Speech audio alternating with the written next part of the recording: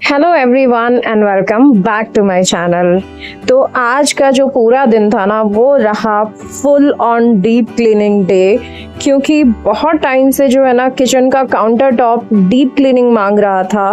Daily तो हम cleaning करते ही हैं, लेकिन डेली क्लीनिंग के साथ साथ डीप क्लीन करना भी बहुत ज़रूरी है, क्योंकि किचन में काम करते करते ऑयल, ग्रीस और पता नहीं कितने सारे स्टेन्स होते हैं जो हमारे काउंटर टॉप और टाइल्स पर लग जाते हैं। तो टाइम टू टाइम अगर इनको प्रॉपरली डीप क्लीन ना किया जाए ना तो मक्खी मच्छर तो आते ही हैं, चींटियां भी आना शुरू हो जाती हैं। और अभी तो गर्मियां हैं तो चींटियां बहुत ज़्यादा आना शुरू हो जाती हैं इस टाइम पे।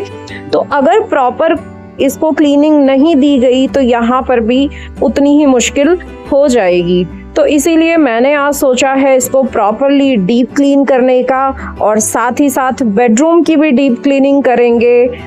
और वीडियो के लास्ट में बिल्कुल देखना मत भूलिएगा कुछ मेरी पर्सनल फेवरेट किचन टिप्स जो आपको भी ज़रूर पसंद आएंगी और काम भी आएंगी। तो चलिए वीडियो को शुरू करते हैं।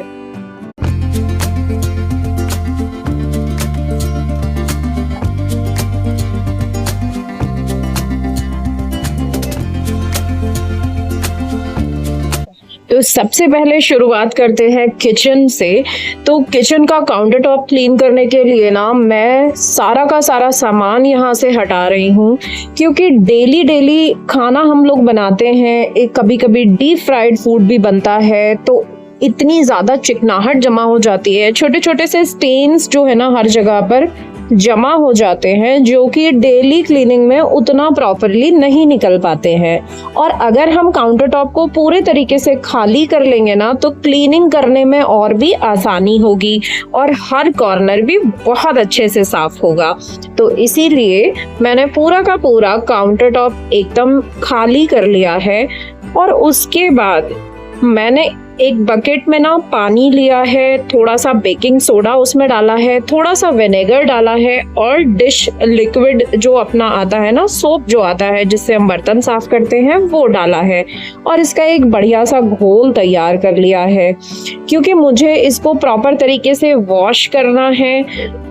इसी वजह से ये मैंने जो क्लीनिंग सॉल्यूशन है ना घर पर ही रेडी किया है, और एक अच्छे से स्क्रबर की हेल्प से ना पूरी जगह पर अच्छे से इसको लगाकर स्क्रब कर देंगे। टाइलों पर, काउंटर टॉप, गैस स्टोव, हर चीज़ पर हम इसको बहुत अच्छे से यूज़ कर सकते हैं।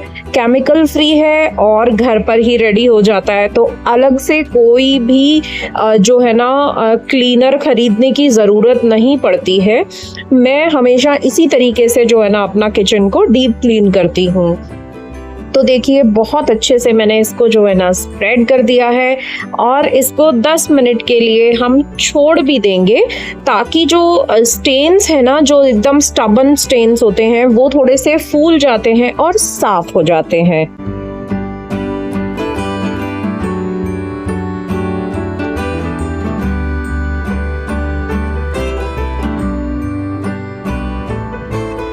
अब देखिए बहुत अच्छे से मैंने जो है ना इसको सब जगह पर लगा दिया है, अच्छे से स्क्रब कर दिया है, और फिर हम इसको जो है ना बढ़िया तरीके से धुल भी लेंगे। तो ये बहुत ही आसान मुझे जो है ना तरीका लगता है। तो देखिए सारा अच्छे से मैंने इसको स्क्रब कर दिया है, सारी टाइलें, गैस स्टोव और अपना काउंटर टॉप, और अब पानी डालकर जो है ना इसको बहुत बढ़िया से धुल लेंगे। इससे एकदम इंस्टेंटली आप देखिएगा कि आपका किचन एकदम फ्रेश फील होने लग जाता है। इतनी फ्रेशनेस आ जाती है किचन में, ऐसा लगता है कि बहुत बढ़िया जो है ना दिख रहा है। तो मेरे जो क्लीनिंग रूटीन है ना उसमें ये मुझे पार्ट सबसे अच्छा लगता है। मैं चाहती हूँ कि 3-4 दिन में एक बार तो मैं इस प्रोसेस को जो है ना फॉलो करूँ।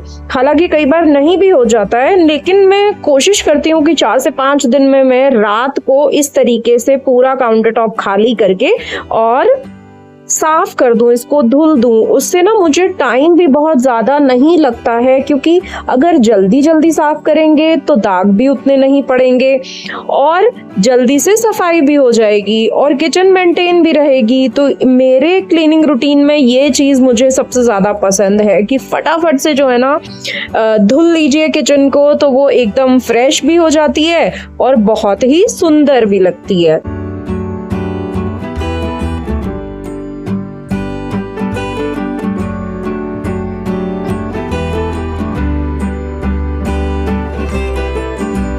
इसके साथ साथ ना मैंने कुछ बॉटल्स, जो अपनी वाटर बॉटल्स होती हैं ना, उनको मैंने जो है ना गर्म पानी में लिक्विड डाल के ना सोक करके रख दिया था। उसमें मेरी ऑयल बॉटल्स भी थी और पानी की बॉटल्स भी थी।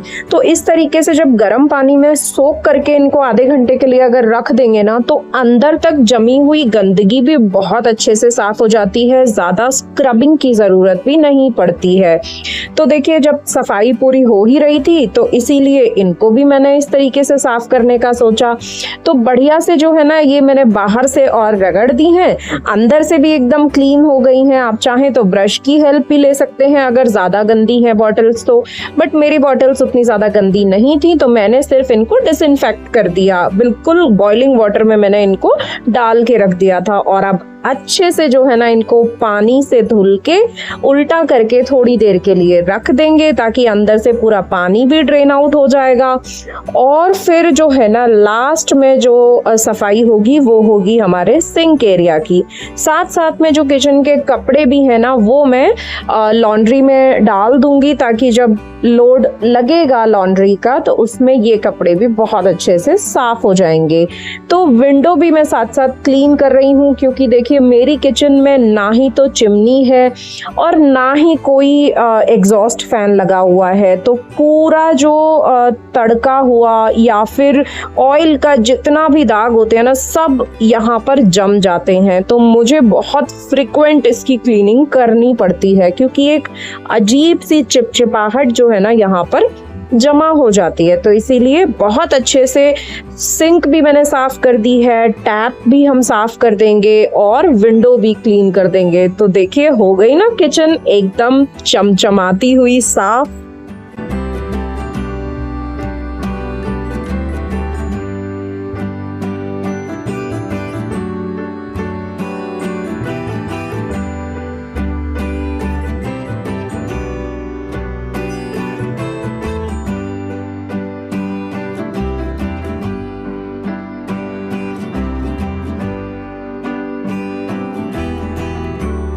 और अब गर्मी बहुत ज़्यादा हो रही थी, तो मैं फटाफट से जाके नहा कर आई हूँ और उतनी देर में देखिए बारिश भी शुरू हो गई।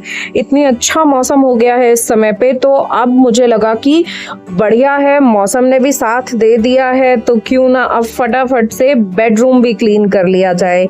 तो सबसे पहले ऊपर आने के बाद मैंने ये कूलर जो है ना साफ़ किया है, क्योंकि कूलर पे भी बहुत ज़्यादा धूल मिट्टी, इन बच्चों के बाल, इतना सब जमा हो जाते हैं और अंदर भी इसमें इतनी ज़्यादा गंदगी जमा हो जाती है। जो हार्ड वाटर होता है उसका जो स्केल होता है ना, वो भी पूरा जमा हो जाता है वाइट, जिसकी वजह से कूलर ठंडी हवा भी नहीं दे पाता है। तो इसको प्रॉपरली मैं जो है ना खोल के भी क्लीन कर दूंगी, ताकि जो इसके होल्स होते हैं वहाँ से पानी भी प्रॉपर जाए और ठंडक भी पूरी करे। तो ये भी काम जो है ना गर्मियों में एक एक्स्ट्रा ही होता है, क्योंकि अगर ये काम हम नहीं करेंगे तो कूलर हमें बहुत अच्छे से ठंडी हवा देगा ही नहीं। तो इसीलिए सबसे पहले मैं जो है ना कूलर को क्लीन कर रही हूँ और उसके बाद बेडरूम क्लीनिंग की तरफ चलेंगे।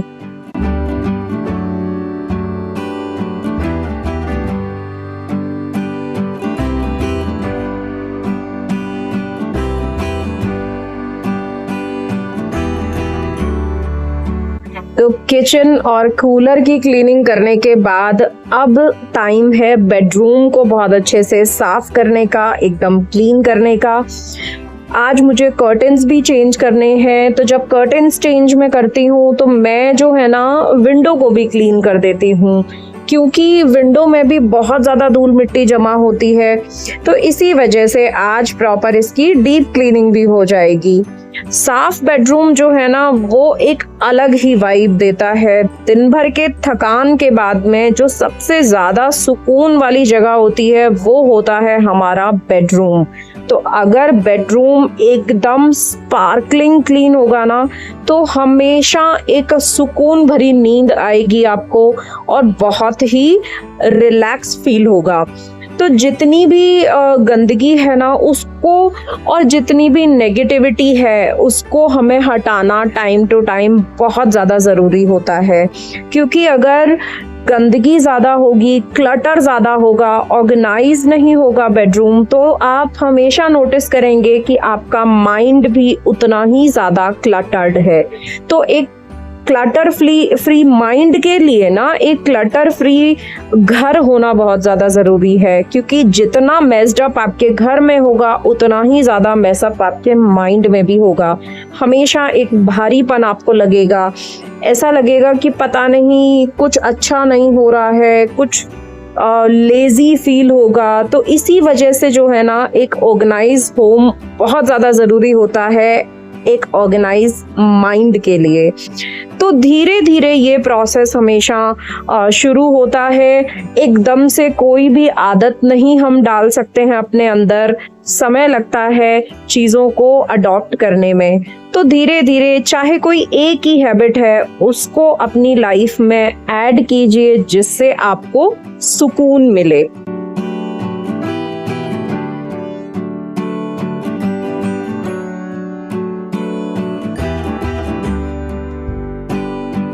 तो मैंने एसी को भी बहुत अच्छे से साफ कर दिया था क्योंकि वहाँ पर भी बहुत ज़्यादा धूल मिट्टी जमा होती है। आपको पता भी नहीं होता कि एसी के सरफेस के ऊपर कितनी ज़्यादा मिट्टी है, क्योंकि वो हमें दिखाई तो देती नहीं है। हम इतना ऊंचा रोज़ रोज़ तो देखते नहीं हैं, लेकिन जब भी आप चढ़कर देखेंगे ना आपको वहाँ पर अंबार दिखेगा लिटरली धूल का। तो वो मैंने जो है ना बहुत अच्छे से क्लीन कर दिया है। और उसके बाद जो है ना मैं विंडो को क्लीन कर रही हूँ, बहुत अच्छे से साफ कर रही हूँ। आज मैं वैक्यूम का यूज़ नहीं कर रही हूँ क्योंकि मेरा सर थोड़ा सा भारी हो रहा है, और तो जब वैक्यूम चलता है तो थोड़ी आवाज़ भी होती है और डस्ट भी थोड़ी थोड़ी ज़्यादा ही उड़ती है।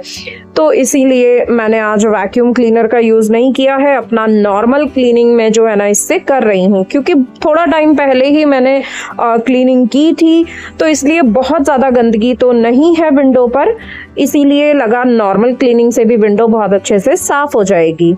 और उसके बाद जो है ना ये फ़ैन देखिए कितना ज़्यादा गंदा हो रहा है। जितना मर्जी हम कोशिश कर लें 10-12 दिन में ये फ़ैन इसी हालत में पहुंच जाता है। क्योंकि मेरे घर के सामने वाले घर में कंस्ट्रक्शन का काम चल रहा है, तो पूरा टाइम आप विंडोज़ बंद भी नहीं कर सकते हो। दरवाज़ा भी खुलता है बालकनी का, विंडो भी खुलती है, तो धूल मिट्टी तो आनी ही है। और इतनी बारीक वाली डस्ट आती है कि वो एकदम चिपक जाती है। तो इसीलिए पहले मैंने ड्राई डस्टिंग कर दी है और उसके बाद थोड़ा सा गीला कपड़ा करके जो है ना मैंने इसको अच्छे से पोंछ दिया है। तो देखिए पंखा भी मेरा एकदम साफ हो गया है। बार बार नाक में धूल भी जा रही है, बट मुझसे ना कपड़ा बांध के या फेस कवर करके काम होता ही नहीं है। मुझे बहुत ज़्यादा घुटन होती है, तो ये मेरे साथ में प्रॉब्लम है। इसी वजह से बार बार फेस पे भी बहुत डस्ट गिरती है, नाक में भी एकदम से डस्ट जाती है, बट स्टिल मैं कर ही लेती हूँ। मुझे अच्छा नहीं लगता है फेस बांध के काम करना, मुझे बहुत घुटन होती है। तो देखिए साथ साथ जो है ना मैं कर्टन्स भी ले आई, तो कर्टन्स को लगा दूंगी। थोड़े से लाइट कलर के ये कर्टन हैं, ये कॉटन के कर्टन्स हैं। इस बार मुझे इनको डिस्कार्ड करना है क्योंकि ये काफ़ी पुराने हो गए हैं और इस पर ना बहुत ज़्यादा दाग धब्बे भी लग गए हैं। थोड़े से जो जंग के निशान होते हैं ना, जहाँ पर हमारा रॉड होता है कर्टन रॉड, वहाँ पर जंग के निशान भी काफ़ी लग गए हैं जो कि बिल्कुल क्लीन नहीं हो रहे हैं। तो सोचा लास्ट टाइम इनको यूज़ कर लेती हूँ एंड देन मैं इनको डिस्कार्ड कर दूँगी।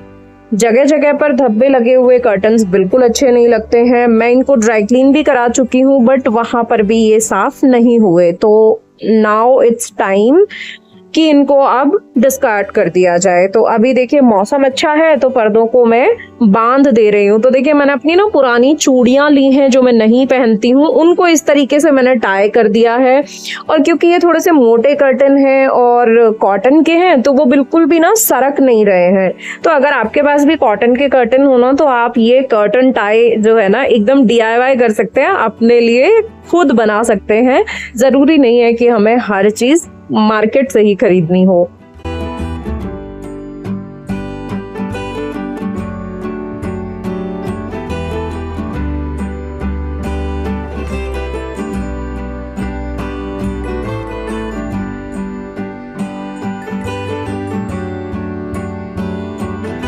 और अब देखिए रात का टाइम है और अब जो है ना फाइनल किचन की क्लीनिंग करने के बाद में खाना वाना हो गया है, किचन की क्लीनिंग हो गई है। तो एक बढ़िया सी टिप मैं आपको बताती हूँ जो मैं ना हमेशा फॉलो करती हूँ।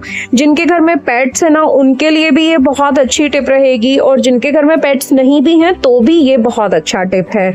एक स्प्रे बॉटल में ना पानी ले लीजिए और पानी के अंदर थोड़ा सा ना ये जो हम सेफ वॉश यूज करते हैं ना, क्या बोलते हैं इसको, कंफर्ट यूज करते हैं जो कपड़ों में खुशबू लाने के लिए, वो इसमें थोड़ा सा मिला लीजिए और अपने सोफा या फिर अगर आपके पास कारपेट्स हैं तो उन पर है ना स्प्रे करके इसको छोड़ दीजिए। इतना ज़्यादा रिफ्रेशिंग फील होगा ना आपको, इतनी अच्छी फ्रेशनेस आ जाती है। थोड़ा सा जो होता है ना, सोफा यूज कर रहे हैं तो पसीना भी होता है, उसकी एक अजीब सी स्मेल हो जाती है, बॉडी ओडर भी आने लग जाता है, कारपेट्स में से भी इसी तरीके से स्मेल आने लग जाती है। तो ये एक बहुत अच्छा तरीका है। आप इस तरीके से इनको स्प्रे करके छोड़ दीजिए और जब ये सूखेंगे तो आपका कारपेट और आपका सोफा एकदम बढ़िया खुशबूदार रहेगा। और साथ में देखिए अब क्योंकि थोड़ा थोड़ा बारिश बहुत सारी जगहों पर होना शुरू हो गई है, मौसम क्योंकि एकदम अलग ही रूप ले रहा है, पता नहीं है कहाँ बारिश कहाँ धूप। तो देखिए अब अपने मसालों को, अपनी दाल और राशन को स्टोर करने का तरीका भी हमें चेंज करना है, क्योंकि इस समय कीड़ा लगने का भी बहुत ज़्यादा खतरा होता है। तो तेज पत्ता जो है ना आप अपनी दालों के अंदर, चावल के अंदर डालकर रखेंगे तो आपकी दालें कभी भी खराब नहीं होंगी, चाहे कितनी भी बारिश हो, बिल्कुल एकदम प्रोटेक्ट रहेंगी मॉइस्चर से और नुकसान भी नहीं होगा। क्योंकि इतनी अगर इनमें कीड़ा लग जाता है तो वो फिर हमें फेंक ही देनी पड़ती है। उसके बाद जो इस समय पे अगर बारिश हो रही हो ना तो बिस्किट सबसे ज्यादा सील जाते हैं, बिल्कुल अच्छे नहीं लगते हैं, क्रंच उनका खत्म हो जाता है। तो मैं क्या करती हूँ ना, मैं 1 से 2 चम्मच चीनी जो है ना बिस्किट वाले कंटेनर में डाल देती हूँ और उसके बाद बिस्किट्स को उसमें आप स्टोर कीजिए। जितना भी एक्स्ट्रा मॉइस्चर होगा ना वो चीनी सोक कर लेगी, तो आपके बिस्किट एकदम बढ़िया क्रंची रहेंगे, बिल्कुल भी मॉइस्चर से खराब नहीं होंगे। तो ये मेरी पर्सनल फेवरेट टिप है, बिल्कुल भी बिस्किट खराब नहीं होते हैं चाहे आप कितने ही दिन के लिए क्यों ना रखें। तो देखिए इसी के साथ आज के का वीडियो जो है ना एंड की तरफ आ चुका है।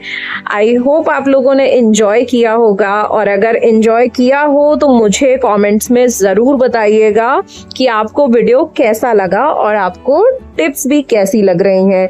तो चलिए दोस्तों, इसी के साथ आज का वीडियो यहीं पर एंड करते हैं और मिलते हैं आपसे नए वीडियो में। टिल देन अपना खूब सारा ख्याल रखिए। Take care and bye bye.